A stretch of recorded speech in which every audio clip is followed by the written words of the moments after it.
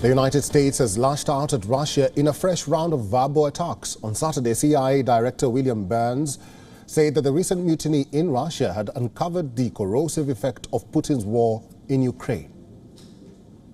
Putin's war has already been a strategic failure for Russia. Its military weaknesses laid bare, its economy badly damaged for years to come, its future as a junior partner and economic colony of China being shaped by Putin's mistakes, its revanchist ambitions blunted by a NATO which has only grown bigger and stronger. The statement comes in the backdrop of Russia's brush with mutiny in its internal ranks. The mercenary Wagner group led by Yevgeny Prigozhin had marched to Moscow in a bid to gain control over Russia's defense forces. However, the attempt had been thwarted by external interference and dialogue.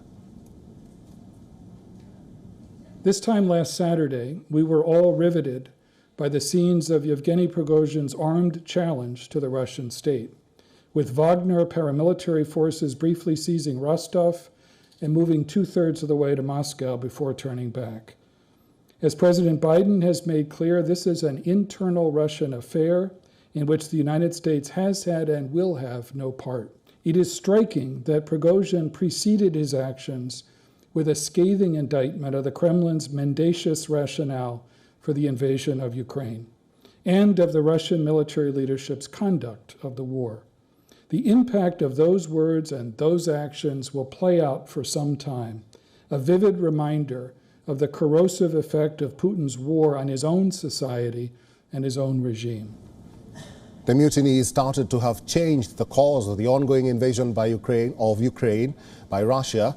Prigozhin had launched his attack to demand changes in military leadership in Russia. He blamed failures in the Ukraine war on the defense ministry and marched out to gain control of the country's armed forces. Belarus President Alexander Lukashenko played a pivotal role in aborting Wagner Group's takeover in Russia.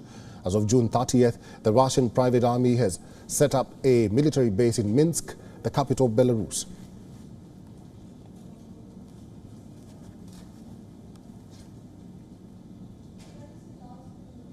Adele Nazarian is a media fellow at the Gold Institute for International Strategy.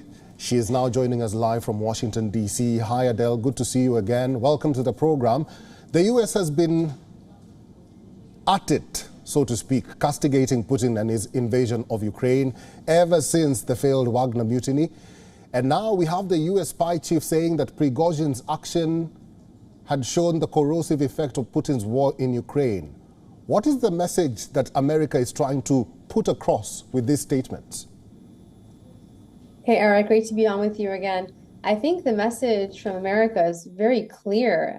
As dating as far back, I believe, in February of this year, I think it was, when CIA Director William Burns and the CIA specifically put out a video recruiting Russians to spy for the U.S.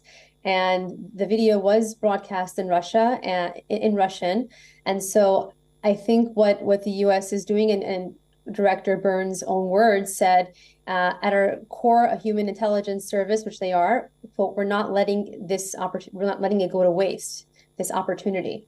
So I believe that right now Russia is at a very weak point. And there's a lot of propaganda. Every country, of course, views its own version of propaganda. But of course, with what's going on internally, I think there's a tremendous power struggle. And of course, the United States and the CIA are not letting this opportunity go to waste, so to speak. So it's an attempt to make them even weaker, frankly. You know, two Cold War time era enemies, and another war has obviously, it's ongoing between America and Russia in Ukraine, of course. Right.